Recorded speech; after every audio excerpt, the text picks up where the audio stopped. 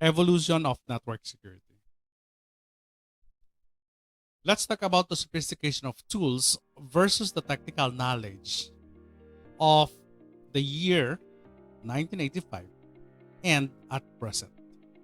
Okay, starting 2010 up to now. All right. Now, the knowledge or the level of knowledge required by intruders is getting steadily lower. Yet, their ability to perpetrate sophisticated attacks against the survivability of the system has increased. Okay? Now, let's find out the contributing factors affecting this graph here. Okay? So, as what I'm saying before, okay, by year 1985, the sophistication of attacker tools is lower. It's more on the technical knowledge of the intruders.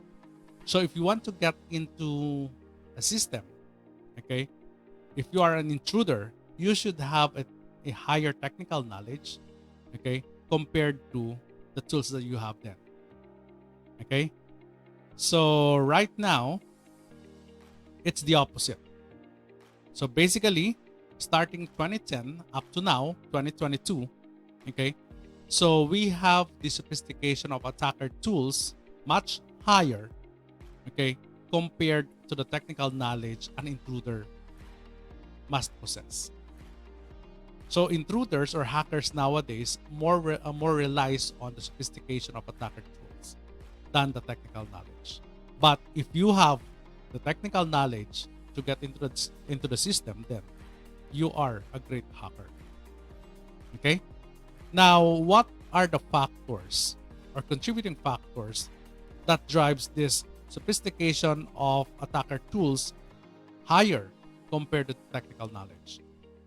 So basically, okay, so from the 1980s up to year 2000 and up, okay, so you've got, well, before it's merely rely on the password guessing, okay, and then you've got the self-replicating code, password cracking.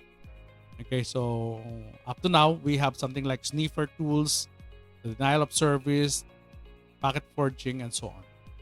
Okay, so the factors contributing to this setup is basically based on the explosion of computer and the internet availability.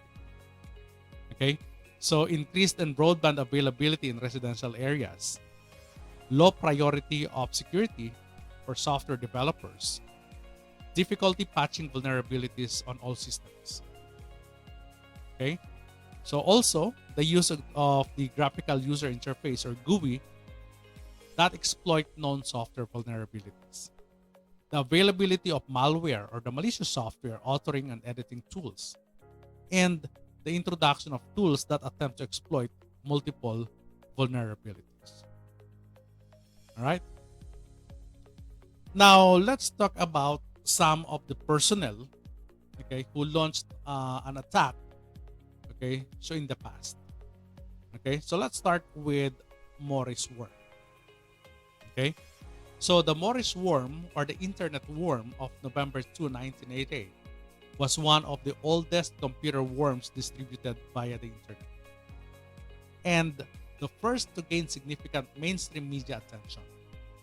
So it also resulted in the first felony conviction in the US under the 1986 Computer Fraud and Abuse Act. So it was written by a graduate student at Cornell University, okay, Robert Kapan Morris, and launched on November 2, 1988 from the first computer systems of the Massachusetts Institute of Technology or the MIT. Okay?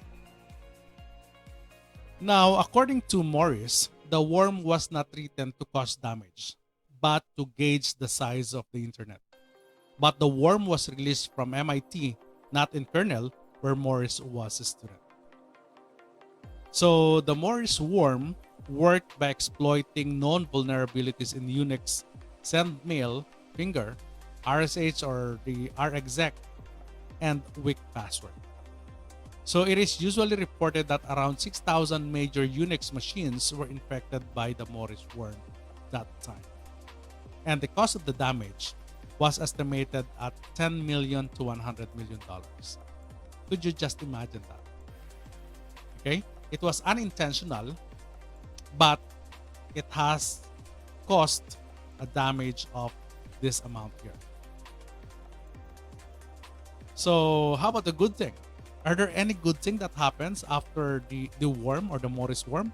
Well, the Morris worm prompted DARPA to fund the establishment of the CERT-CC at the Carnegie Mellon University to give experts a central point for coordinating responses to network emergencies. So Robert Morris was tried and convicted for violating the 1986 Computer Fraud and Abuse Act. So after appeals, so he was sentenced to 3 years probation, 400 hours of community service, and a fine of $10,000.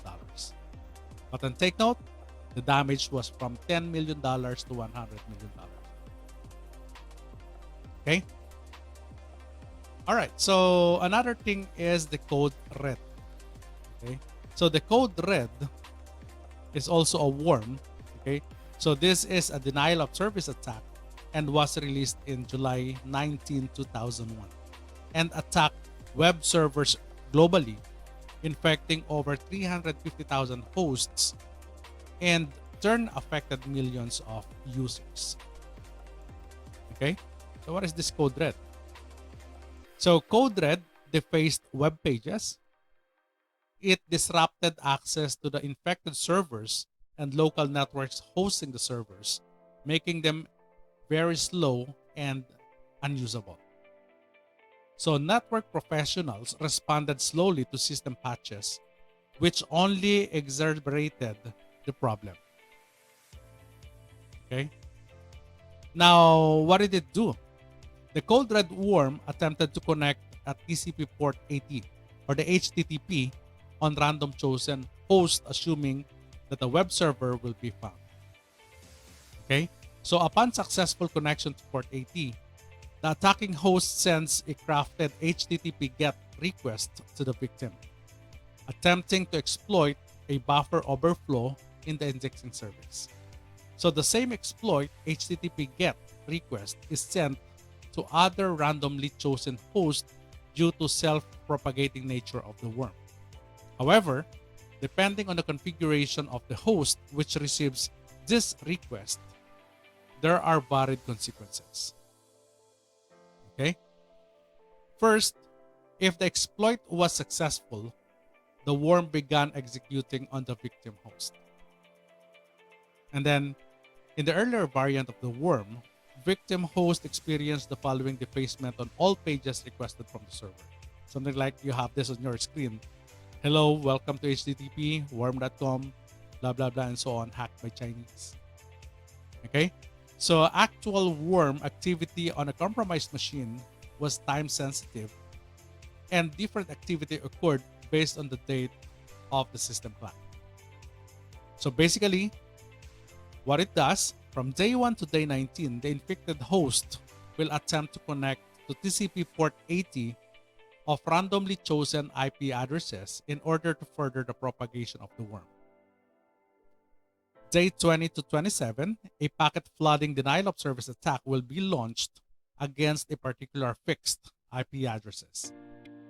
And then on day 28, end of the month, the worm sleeps, no active connections, or denial of service. That's code red. Okay? Now, how is it stopped? So although the worm resides entirely in memory, a reboot of the machine will purge it from the system. However, patching the system for the underlying vulnerability remains imperative, since the likelihood of reinfection is quite high due to rapid propagation of the worm.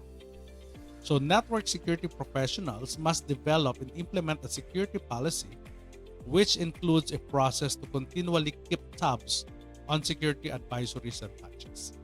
So that's why nowadays in the enterprise, so we are encouraged to update the software that we have on our devices. Okay, so how about a good thing? Or are there really good things about Code Red? So it was a wake-up call for network administrators. Okay, So it made it very apparent that network security administrator must patch their systems regularly. So if security patches have been applied in a timely manner, the code red worm would only merit a footnote in network security history. Okay, so next would be the CERT code red. CERT means Computer Emergency Response Team. This is an expert group that handles computer security incidents. So alternative names for such group includes Computer Emergency Readiness Team and Computer Security Incident Response Team, or the CSIRT.